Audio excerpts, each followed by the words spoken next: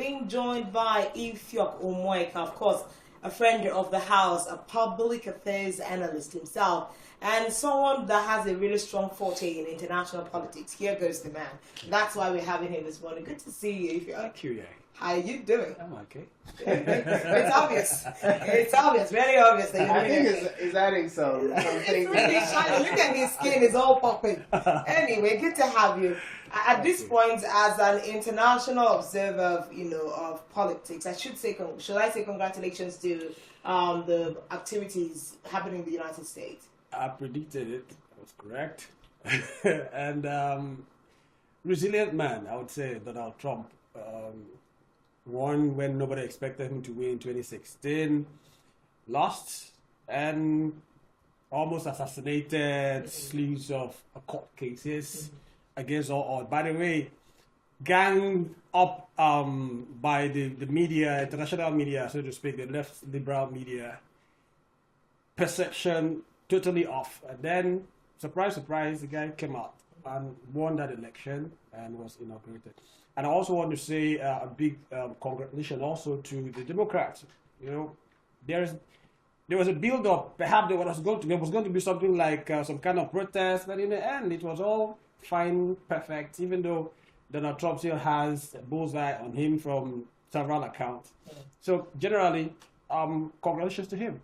Congratulations to him. So he comes into office, inaugurated January 20. A few hours after that, 26 executive orders have been signed by President Donald Trump, and a lot of them have already started garnering reactions. We see, especially if we go to the birthright issue, I think that is the one that is garnering the most response. 22 Democratic-led states have sued Trump's birthright citizenship order as we speak. And of course, Canada has also responded to the tariff hike that he is planning. And there was a statement that he made at the Oval Office that he's going to tax those nations to enrich the people of the United States. That might have leaned on persons in a very wrong way. But let's take from the child birthright. 125-year-old statute is what he's trying to be nurtured. Well, first of all, it's 196 executive orders. That's a record. Nobody has done that before.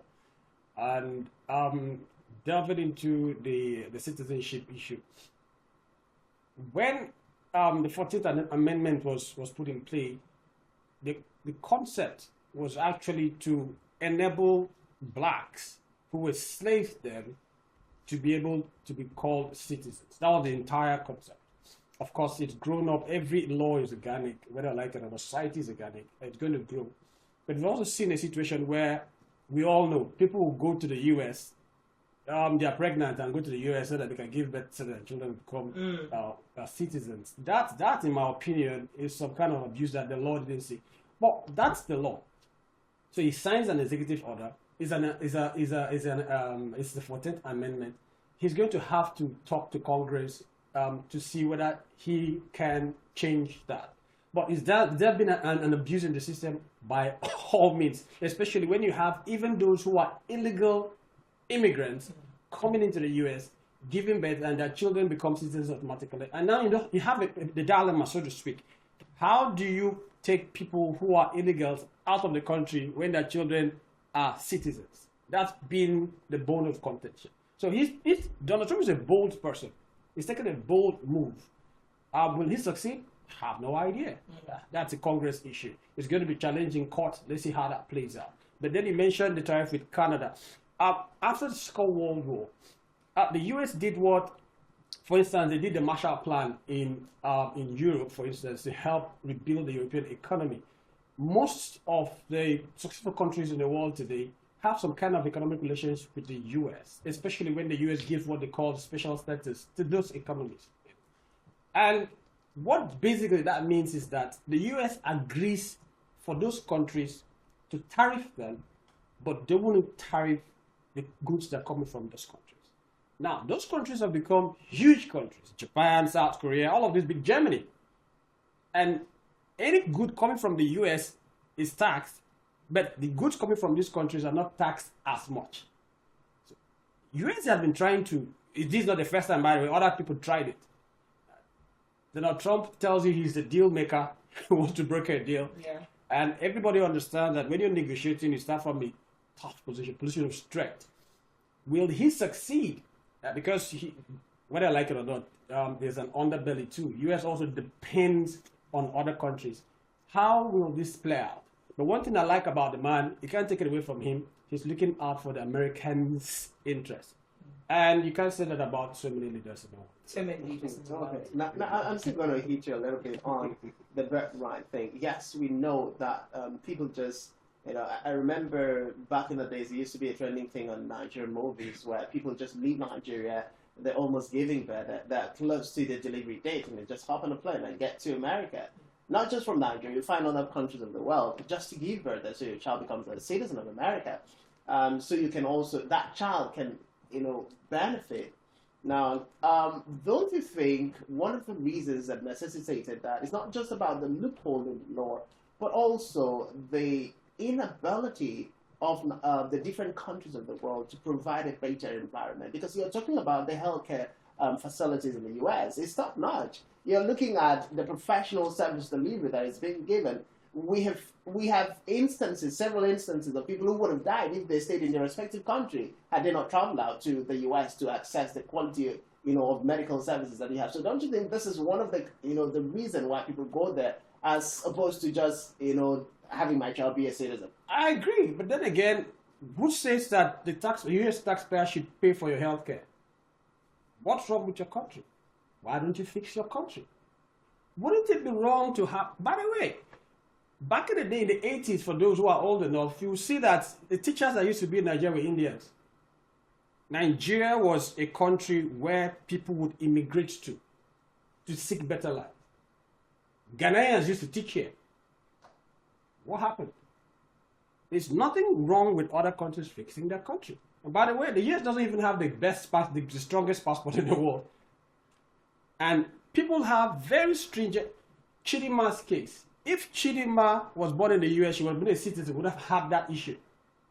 But South African immigration law says that if you are an illegal immigrant, you do not have automatic citizenship at birth. The French are the same. So if the US will not be the first to consider this. Other countries have different. So if the US, if they decide, and for crying out loud, the immigration issue has been a top border in the US in the past 4 or 5 years. In fact, even before that. So if the president of the US, backed by people who voted for him massively, are saying, okay, maybe we should revisit our laws as is because there's a lacuna that is being abused terribly, and we all agree that it's been abused. There's nothing wrong with that, in my opinion. So that covers a lot of issues. Of course, we're having 22 states currently reacting, most of them Democrats, of course. Everyone's going to try to put in a fight for what they see as a problematic executive order. But let's go to the conversation on the WHO front. We've seen him look to withdraw. He's, put on the table that the United States has been contributing about $500 million to the conversation on the WHO. Nations like India that have over 1 billion people in the population pay far lesser. And he has said he had once moved to remove the United States, but then Biden came and reinstated that. The WHO is asking Donald Trump to reconsider the withdrawal, and they've called for a dialogue. He has a personal problem with how COVID-19 was managed. And COVID-19 is just the first. We don't know how many more is coming. What are your thoughts about this move? It's not about the money. You use the money as an excuse. The big deal is that what COVID showed us was that some would say an unelected organization had so much power to implement in implementing national policies, particularly in the direction of health. So COVID-19 happened. For instance, if you say something on YouTube or WhatsApp, they'll give you a fact checker if it's not in line with the WHO. And they will say, according to the WHO. So narrative was crafted around what the WHO said, even when the WHO was wrong. And only 2 years ago or so, there was this new law by the WHO, which saw states surrender most of their powers to the WHO in case of another international epidemic. And Donald Trump is saying, excuse me, you guys got it wrong. Why should I hand over? And for crying out loud, this is a debate that I think that every country should have. If they got it so wrong in COVID, what's to say that they'll get it right in the next epidemic? Nobody knows. So there should be some kind of pushback where national by the way, laws are supposed to, the national assemblies of every country, they are the people who have the responsibility of making laws for their country. So why do you hand that over to an international body that is not accountable to the people that elected them? And that, in my opinion, is a very fair ground to consider whether the WHO has constituted, whether it should continue the way it is, or maybe we should have some kind, and that's what Donald Trump is pushing for. Not about $500 million is not so much money in the US economy. So just before we get to the conclusion of this conversation, let's go to climate change. America comes second, apart from China, among those who contribute the most to damaging the planet. And Trump is saying, look, we're not going to be a part of, contributing to saving the environment again by virtue of one of the executive orders he has signed to withdraw America's presence in area of funding. Now, you're also looking at the conversation that was had during the last COP29, where the developing countries and climate advocates and activists talked about the fact that the countries who are contributing the most to the damage being done to the nature are contributing far less, and then the money that is being put together in the first place is not even enough to deal with the issues that have been generated by these countries. And now a country like the US is coming out and saying, look, even if we, even at this present situation that we find ourselves, we're going to step out. What does that mean, and how would you react to it? This is a dicey one. I totally believe that human activity has impacted our environment negatively. However, when I was a child, I remember it used to be the ozone layer. Everybody's going to have cancer, the sun is going to blah, blah, blah. There are all kinds of things. I remember writing essays about it. But for some reason, I don't know what happened. And then it became global warming. And then... You're talking about it, evolution. becomes climate change. Now, what I'm trying to say is that issues about the climate is a scientific issue. And basically, science is about investigating.